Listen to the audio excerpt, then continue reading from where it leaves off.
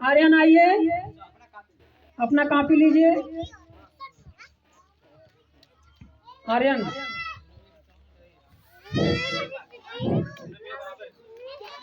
ये कर हाँ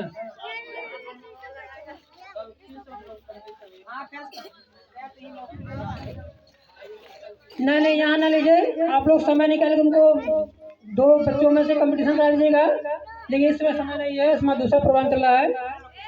दोनों लोग साथ में आएंगे। यहाँ दोनों लोग पहला नंबर मतलब सेम बराबर नंबर प्राप्त किए हैं। कौन कौन भाई? बलबीर और सूरज, अविनाश और बलबीर। आइए भाई, दोनों बच्चे अविनाश और बलबीर, ये दोनों बच्चे बराबर के हकदार हैं।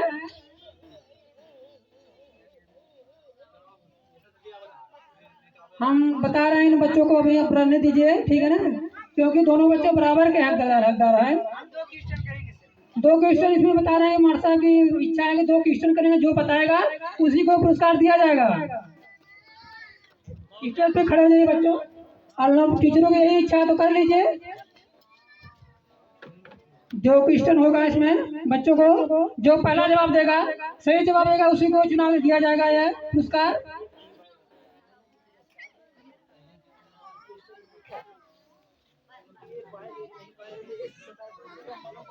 जो बड़ा है उसको बड़ा दे दीजिएगा, जो छोटा छोटा दे दीजिए, बस हर सब यही उचित होगा।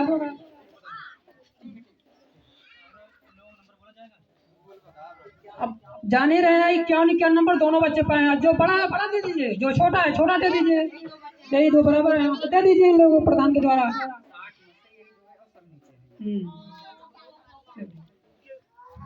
इनके मैं सलवीर को माता को प्रस्तुत करूंगा, वो आए मंच पे, और सूरज की माता। चलो माता ना तो पिता है ना, पिता ही आ जाए। और सलवीर की माता कहाँ है जी?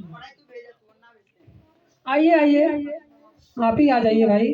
टीचरों के जो आदेश है पालन कीजिए आप लोग ना भाई। बच्चों को पढ़ा सिखा रहे हैं, बढ़ा रहे हैं, तो जायज से कि आप लोग आइए, टीचरों का सम्मान कीजिए। ये 2 बच्चे हैं, बराबर हकदार है। सोचिए, अगर आप लोग मेहनत करोगे इसी प्रकार पुरस्कार पाओगे। 70 में लकी जो होगी 62 नंबर प्राप्त किया है। सबसे होनहार स्टूडेंट वही है जो 70 में 62 अंक प्राप्त किया है। तो आए सूरज की माता और बलबीर की माता, आप उधर से खड़े होइए, आप इधर से आ जाइए फिर।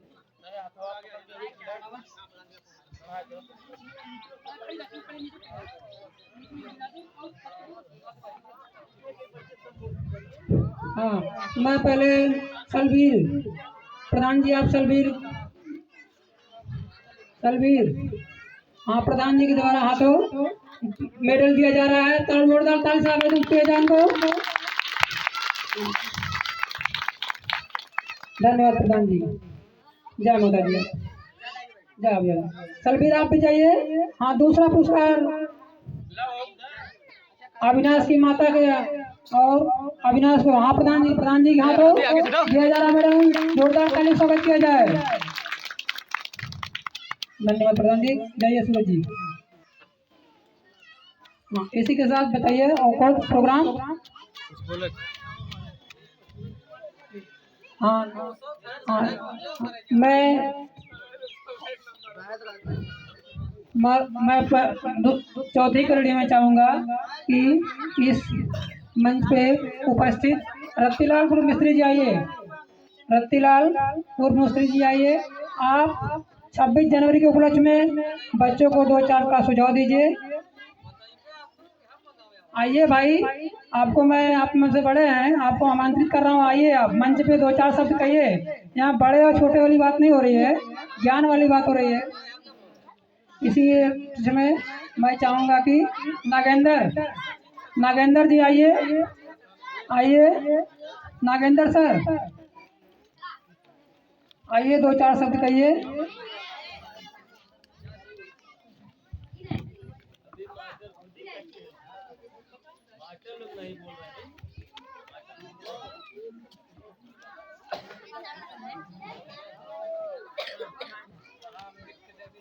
पहले सबसे जय भीम जय मुन निवासी।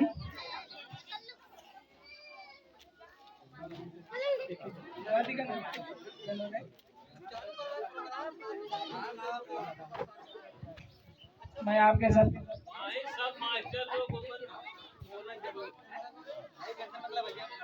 मैं एक गीत गाना जा रहा हूँ। ये आवाज हेलो हेलो। भीम गुण गईबे हम बाबा गुण गईबे सखी हो हम नो तो भीम गुण गईबे। भीमा माई के 14वां ललनवा हो, भीमा माई के 14वां ललनवा हो।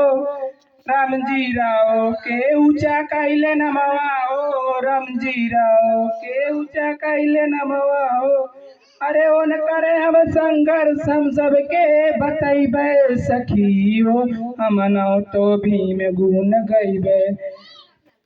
छुप छुप के बाबा भीम लेहने गे अनवा हो, पढ़ाई लिखाई में बाबा लगाउने मनवा।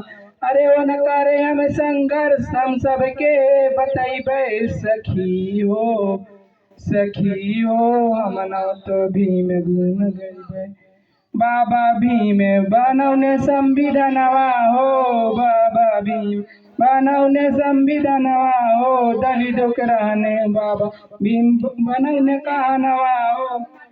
भीम के दुखवा हम सबके बतैबे सखी हो, हम न तो भीम गुण गईबे। जय भीम जय मुन।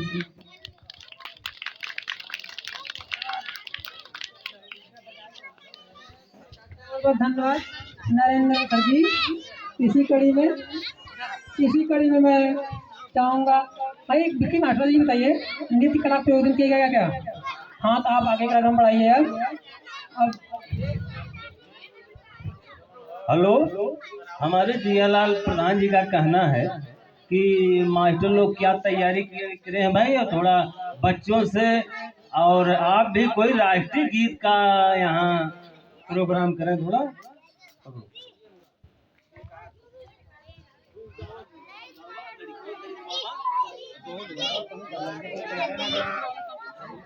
आ जाओ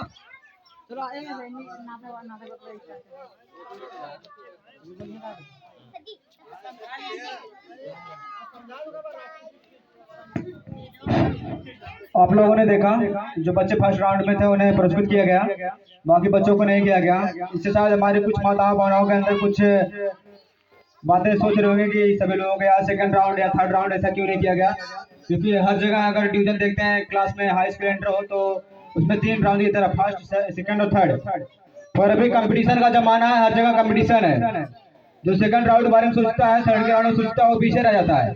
इसलिए हम बच्चों को सिर्फ फर्स्ट राउंड रखे थे कि जो भी बच्चा फर्स्ट राउंड में आएगा, सबसे ज्यादा रैंक लेकर आएगा, उसी को पुरस्कृत किया जाएगा। यही कारण था, इसलिए बच्चों को सिर्फ फर्स्ट राउंड देगा, क्योंकि बच्चों के मन में बहुत से प्रकार की बातें हैं। तो चलो मैं फर्स्ट नहीं आऊंगा, सेकंड आ जाऊंगा, कम ही नंबर लाऊंगा, पर हमें बच्चों के अंदर ऐसा विचार नहीं होना चाहिए। बच्चों के अंदर एक ही विचार होना चाहिए कि मैं फर्स्ट रहूंगा, सबसे आगे रहूंगा, और इसमें जो आगे रहेगा वही आगे जा पाएगा, नहीं तो वह पीछे छूट जाएगा। और आप सभी लोगों के बीच में आज मैं शिक्षा की कुछ बातें समझाना चाहता हूँ। शिक्षा, कभी कभी हमारे समाज में हमारे कुछ बड़े बुजुर्ग माता पिता से कभी कभी बातें सुनने को मिलती है कि हमारे बच्चे हमें मानते नहीं है, हमें प्यार नहीं करते हैं, हमारी कदर नहीं करते हैं, हमारी सेवा नहीं करते हैं। तो उसके भी कई प्रकार की कमियां हैं। हम अपने बच्चों को, सबसे बड़ी कमी है तो हम अपने बच्चों को सेवा नहीं देते हैं। अगर उन्हें हम सही शिक्षा दें तो शायद ऐसी कमी ना हो। बचपन में हम बच्चों का मन बढ़ाते हैं, उन्हें हर प्रकार की आजादी देते हैं घूमने की, खेलने की, पर जिस चीज में मुख्यतः ध्यान देना होता है हम उस पर ध्यान नहीं देते हैं।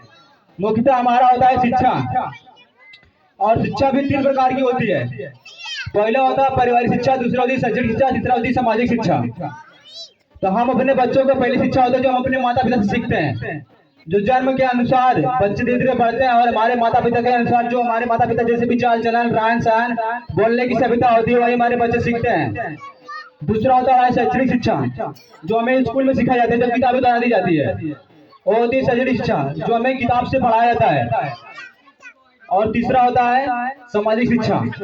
सामाजिक शिक्षा में हमारे महापुरुषों का विचार, उनका बलिदान, समाज में हो रहे चीजों को, सही गलत, इन सभी चीजों का हम अपने बच्चों को अगर तीनों शिक्षा दें तो शायद जो माताएं बहनों के अंदर कुछ कमी मिलती है सुनने के लिए, वो शायद सुनने को ना मिले। हम अपने बच्चों को तीनों प्रकार की शिक्षा दें। पूरी कोशिश करें कि बच्चों को पूरा भरपूर शिक्षा दें। कुछ हमारी माताएं बहनें हैं जो गलत जगह का पैसों को बर्बाद करती हैं, पर सही जगह पैसे में देने में बहुत बार सोचती हैं। और गलत जगह पैसे कहाँ पर होता है उन्हें अच्छी तरह पता है, क्योंकि मीटिंग में बताया गया है। तो मैं इनसे विनम्र निवेदन करूंगा कि बच्चों को पढ़ाया जरूर। कुछ हमारे भाई लोग हैं, कुछ हमारे बड़े बुजुर्ग हैं जो गुटखा पुकार दारू शराब में काफी पैसे वेस्ट कर देते हैं, पर बच्चों के भविष्य के ऊपर नहीं खर्चा करते हैं। मैं चाहता हूँ वो अपना दारू शराब अगर छोड़ दे तो अच्छा है, पर अगर नहीं छोड़ रहे हैं तो उसमें से कुछ बच्चे कुछ पैसे बचा कर काट कपट कर अपने बच्चों के भविष्य के ऊपर खर्चा करें। आप 70 रुपए की दारू पीते हैं, 90 रुपए की पीते हैं, उसमें से अगर आप 10 रुपए बचाकर अपने बच्चों के ऊपर खर्चा करें, शायद आपका आने वाला दिन, आने वाला कल है, वो बदल सकता है। तो आप सभी लोग शिक्षा को सबसे पहले ध्यान दें, क्योंकि जिसके पास शिक्षा नहीं है उसे कोई नहीं पूछेगा। यहाँ पे हमारे तमाम महापुरुष हैं, जैसे राष्ट्रीय माता सावित्रीबाई फुले, ज्योतिबा फुले साहब, जो समाज के लिए राष्ट्रपिता ज्योतिबा फुले साहब जो हमारे समाज के शिक्षित व्यक्ति हैं, आज उनकी वजह से हैं। क्योंकि पहले वार व्यवस्था चलती थी, वार व्यवस्था में 3 व्यवस्था थी, ब्राह्मण, क्षत्रिय, वैश्य और शूद्र, जिसमें शूद्रों को पढ़ने का अधिकार नहीं था। उस समय ज्योतिबा फुले साहब जो पूरा जीवन अपना संघर्ष बिताए हमारे मूल्यवादी समाज को, SC ST OBC and minority समाज को पूरा जीवन संघर्ष करके उन्हें पढ़ाने में, शिक्षित करने में गुजारा। समाज की बहुत सारी कठिनाइयों को झेलना पड़ा, बहुत सारी पीड़ा को भी झेलना पड़ा। उन्हें उनके माता पिता उन्हें उनके घर से निकाल दिए थे, क्योंकि जब वो समाज को शिक्षित करने के लिए निकल पड़े थे तो जो ब्राह्मण क्षत्रिय वैश्य के लोग थे, ये ब्राह्मण उन पर रोक लगाते थे, पाबंदी लगाते थे, उन्हें बहुत प्रकार से प्रताड़ित किया जाता था। उनके घर में भी धमकियां जाती थी मारने के लिए। इससे उनके घर वाले परेशान हो गए। उन्होंने बोला कि आप एक अपना कार्य बंद कर दीजिए, लोगों को शिक्षा करना। तो ज्योतिबा फुले साहब ने नहीं सुना, उन्होंने कहा कि नहीं, हम इसे करेंगे, क्योंकि इससे हमारे समाज, हमारे लोग आगे बढ़ेंगे। और यही कार्य उनकी पत्नी राष्ट्रीय माता सावित्रीबाई फुले ने किया, जिन्हें आज शिक्षा की देवी की आदत है। उन्होंने पूरा जीवन संघर्ष में आज महिलाओं को जो भी अधिकार मिला है डॉक्टर भीमराव अंबेडकर और राष्ट्रीय माता सावित्रीबाई फुले जी की वजह से आज महिलाएं CM, PM, DM, inspector, collector, aeroplane सभी प्रकार के काम कर रही हैं, माफी बन रही हैं। वो हमारी राष्ट्रीय माता सावित्रीबाई फुले की वजह से, ना किसी सरस्वती की वजह से, क्योंकि राष्ट्रीय माता सावित्रीबाई फुले उन्होंने पूरा जीवन महिलाओं को सिर्फ एक इतना सीमित जगह दी गई थी मानव समिति के समय कि वो सिर्फ घर के रोटी गोहिया करे और खाना बनाए, उसके अलावा उन्हें किसी चीज का अधिकार नहीं दिया गया था। सभी को घर में रहने की एक सीमा थी, पर उस समय राष्ट्रीय माता सावित्रीबाई अभी पढ़ना चाहती थी, पर उन्हें उस समय महिलाओं को पढ़ने का अधिकार नहीं था, शिक्षा का अधिकार नहीं था। उनके हस्बैंड पति राष्ट्रपिता ज्योतिबा फुले साहब ने उन्होंने पूरी शिक्षा उन्हें दिलाया, उन्हें सिखाया, और सिखाने के बाद उन्होंने उन्हें समाज में छोड़ा कि जाओ, मैं तुम्हें उस लायक बना दिया कि तुम अपने समाज की महिलाओं को शिक्षित कर सकती हो, और तुम्हें इसके लिए बहुत संघर्ष करना पड़ेगा। समाज में बहुत प्रकार की बातें आएंगी, तुम्हें देखना पड़ेगा, सुनना पड़ेगा। तब वो समाज में जब गाँव में जाते थे लोगों को, महिलाओं को और हमारी बहन बेटियों को बुलाती थी, तो कोई पढ़ने के लिए भेजता नहीं था उन्हें। सब कहते थे ये देखा पढ़ाई है, पढ़ाने आई है, कोई विषय नहीं था। उन्होंने बार बार संघर्ष किया, लोग घर जाकर, घर से बुलाकर उन्हें पढ़ाकर जबरी पढ़ाती थी, पर हमारी माताएं बनाए कुछ डर के मारे नहीं पढ़ाने भेजती थी। क्योंकि लोग पहले पढ़ाने का सिस्टम नहीं था, महिलाओं का तो बिल्कुल अधिकार नहीं था। पुरुष तो थोड़ा बहुत पढ़ भी लेते थे पर महिलाओं का बिल्कुल अधिकार नहीं था। उन्हें घर से बुला बुला कर पढ़ाती थी और बीच में लोग, ये ब्राह्मण लोग उनके ऊपर कीचड़ मारते थे, उनके ऊपर अद्धा पाथर ये सब मारते थे, उन्हें बहुत प्रताड़ित करते थे। पर उन्होंने संघर्ष नहीं खींचा। जब उन्होंने समाज में देखा इस प्रकार से उनके ऊपर पता था, तो उन्होंने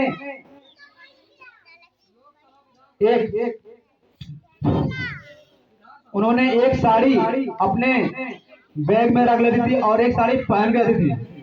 जब उन्हें रास्ते में जाते थे तो उनको ऊपर कीचड़ पाथर मारा जाता, उनकी साड़ी गंदी हो जाती थी। तो वो जब अपने कोचिंग पे मतलब स्कूल पे जाती थी तब वहाँ पे वो अपना चेंज करके तब बच्चों को पढ़ाती थी।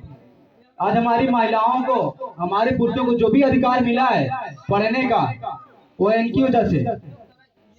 इन्होंने संघर्ष करके इन्हें शिक्षित किया। और हमारे बाबा साहब डॉक्टर भीमराव अम्बेडकर ने जो संविधान में सबको समता और समानता का अधिकार दिया, जो आज सभी लोग, जाति किसी की भी हो, पहले जाति व्यवस्था बहुत ज्यादा थी लेकिन अभी भी है, पर अभी बड़े बड़े जगहों पे आ रहा है। तो संविधान में सबको समता समानता का अधिकार दिया है, जिससे आज कोई भी हो सब पढ़ सकते हैं। पर बाबा साहब की एक सोच थी कि हमारे जो दबे कुचले समाज के लोग हैं, हमारे यहाँ मूल निवासी और पढ़कर आगे जाएं और बहुत आगे बढ़े, क्योंकि उन्हें हमेशा से गुलाम बनाया गया था, दबा के रखा गया था। तो उन्होंने संविधान लागू होने के बाद सबको शिक्षा का अधिकार मिला। पर हमारी माताएं बहनें अभी भी कुछ ऐसी हैं जो बहुत ज्यादा गलत संगत में हैं। उन्हें अपना गलत जो संगत है सुधारना पड़ेगा। जो अंधविश्वास पाखंडवाद में अपना धन बर्बाद करती है, समय बर्बाद करती है, जिससे उन्हें कुछ भी नहीं मिलता, जिसका कोई अस्तित्व नहीं है, उसे छोड़कर अपने बच्चों का भविष्य के बारे में सोचें। क्योंकि हमारे माताएं बहनें आज से लगभग कई हजारों वर्ष से ये सब करती आ रही है, लेकिन इनका कोई भी दिन या कोई उसका परिवर्तन नहीं हुआ है, कुछ भी बदला नहीं है, वहीं की वहीं पड़ी है। वो शिक्षा का रास्ता अपनाएं, शिक्षा का रास्ता अपनाकर अपने बच्चों को DM, CM, inspector police, master, engineer, doctor उन्हें बना के देखो, उनका भविष्य बदल जाएगा। तो सभी हमारी माताएं बहनें, सभी जो बड़े बुजुर्ग लोग हैं, भाई हैं, सभी लोगों से निवेदन है कि अपने बच्चों को अच्छी से अच्छी शिक्षा दें और पूरे जिम्मेदारी के साथ बच्चे क्या पढ़ रहे हैं, क्या नहीं पढ़ रहे हैं, क्या पढ़ के आ रहे हैं स्कूल से, यहाँ से जाने के बाद, कोचिंग से जाने के बाद, स्कूल जाने के बाद उन्हें चेक करें और उन्हें मिनिमम टाइम से तनदेही उन्हें बैठाएं। एक नियमता सुबह शाम दोपहर उन्हें टाइम से पढ़ा जाए। उन्हें जब एक अच्छी शिक्षा मिलेगी तभी वो आगे बढ़ पाएंगे। एक अच्छे शिक्षा से वो आगे तभी बढ़ पाएंगे। मैं इन्हीं सब बातों के साथ अपनी बातों का विराम देता हूँ। आप सभी को जय भीम, जय बोले, साधुवाद। यहाँ पे सभी लोगों को आए हुए साधुवाद, जय भीम, नमो बुद्धाय।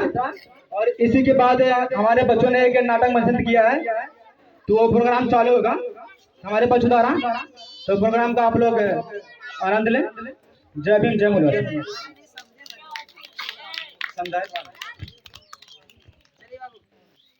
कहाँ तैयार हो सब लोग? थोड़ा सा आप लोग साथ भी रहेगा।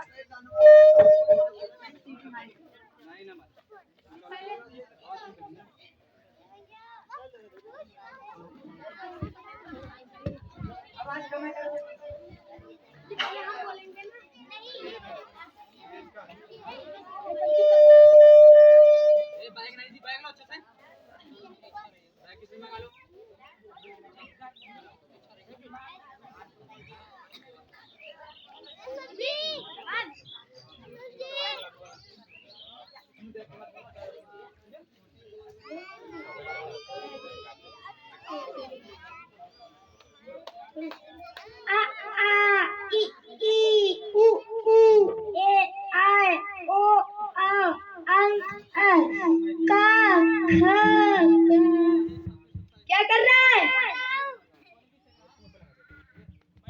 पढ़ के क्या करेगा? करूंगा। नौकरी करेगा तो घर की खेती बाड़ी कौन बना के दूंगा? मैं खेती बाड़ी नहीं करूंगा।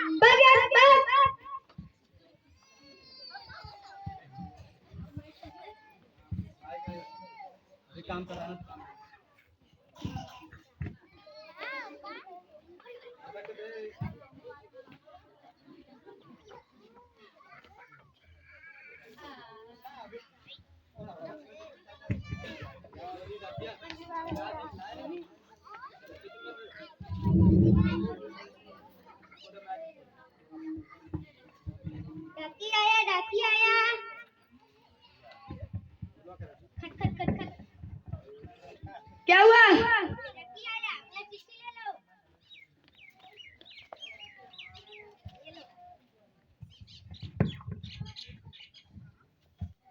इसमें क्या लिखा है पढ़ के सुनाओ ना। माइक लगा के बोला करो, आराम से बोलो, माइक लगा कर। पढ़ दो ना, पढ़ दो ना। माइक लगा के बोला करो ना। हे भगवान मैं क्या करूं, अगर आदमी तो पढ़ा लिखा था तो पढ़ लेता। हे भगवान मैं क्या करूं, भगवान मैं क्या करूं, हे भगवान मैं क्या करूं, अगर आदमी पढ़ा लिखा तो पढ़ लेता। भैया भाई ये चिट्ठी पढ़ दो ना, चिट्ठी पढ़नी है उसको पढ़ के सुनाता हूँ। अरे मुझे तो चिट्ठी पढ़ना ही नहीं आता, अगर इसने जाना तो मेरी इज्जत की वाट लगेगी, कोई बहाना करके भाग जाता है। अरे पकड़ो पकड़ो, मुझे बहुत बात लगी है, किसी और से पकड़ो। भगवान मैं क्या करूं, उसे भी नहीं पढ़ना आया है। मैं क्या करूं, तो मैं किससे पढ़ाऊं। हे भगवान आजा, अगर मैं पढ़ा लिखा तो पढ़ लेता। भैया भैया चिट्ठी पढ़ दो ना। अच्छा चिट्ठी पढ़नी है, पढ़ दो। ला मुझे पढ़ना है, ऐसे किसी और से पढ़ लेना। भगवान मैं क्या करूं, भगवान मैं क्या करूं, उसे भी नहीं पढ़ना आया कि मैं कैसे पढ़ूं। अरे भगवान मैं क्या करूं, मैं कैसे पढ़ूं। भैया भाई चिट्ठी पढ़ दो ना, चिट्ठी पढ़नी है।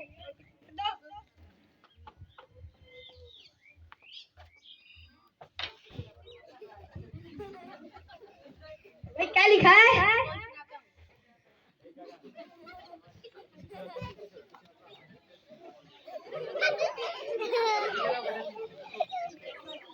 भाई क्या लिखा है पढ़ के सुनाओ ना। भाग भाग यहाँ से, इतनी नहीं पता क्या कर रहा है। भगवान मैं क्या करूं, उसे भी नहीं पढ़ना आया। भगवान मैं बप्पा मैं क्या करूं, मैं कैसे पढ़ूं। डाकी आया क्या हुआ भाई, ये चिट्ठी पढ़ दो ना। नहीं मेरे गांव कोई पढ़ा लिखा नहीं है, पढ़ के सुना रहा हूँ, ध्यान से सुनो। तुम्हारी मौसी की, भगवान क्या हो गया मेरा मौसी को, भगवान कैसे पूरा सुना रहा हूँ पढ़ के। तुम्हारी मौसी की बिटिया की बेटा हुआ है।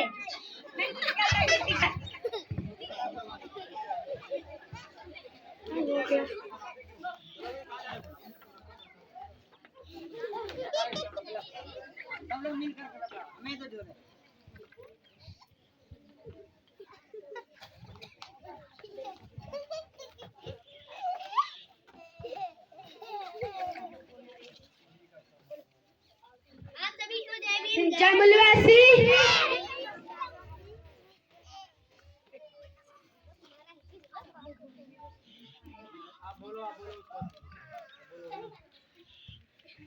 इस कहानी का ये उद्देश्य है कि जैसे मैं नहीं पढ़ा लिखा हूँ, ऐसे आप अपने बच्चों को पढ़ाइए लिखाइए, नहीं भी आपके भी बच्चे ऐसे अनपढ़ गवार रहेंगे, मेरी तरह भी आपको ऐसे मुसीबत झेलनी पड़ेंगी। जय भीम जय मलवासी।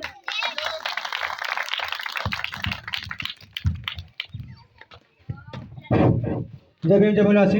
इस नाटक मंचन के द्वारा बच्चों ने लोगों को समझाने का प्रयास किया है, अगर जो पढ़ा लिखा नहीं होगा उसका भी हाल वही होगा। इसमें शिक्षा की बात थी कि शिक्षा बहुत जरूरी है। तो जिस गांव में पहले एक समय था कि डाकिया चिट्ठी लेकर आता था और लोगों को चिट्ठी पढ़ना नहीं आता था, तो लोग डाकिया से चिट्ठी पढ़ाते थे। तो ऐसी स्थिति ना हो, आप सभी लोग अपने बच्चों को पढ़ाएं, कोई अनपढ़ ना हो। इस कहानी का यही उद्देश्य था कि सभी लोग अपने बच्चों को पढ़ाएं, शिक्षित बनाएं। जय भीम जय मलवासी। इसी की कड़ी में मैं जियालाल प्रधान से निवेदन करूंगा, आए दो चार शब्द कहें, और कुछ उनकी इच्छा है, उसी इच्छा अनुसार आप अपनी बातें रखेंगे। आइए प्रधान जी। हाँ हाँ तो प्रोग्राम चलेगा।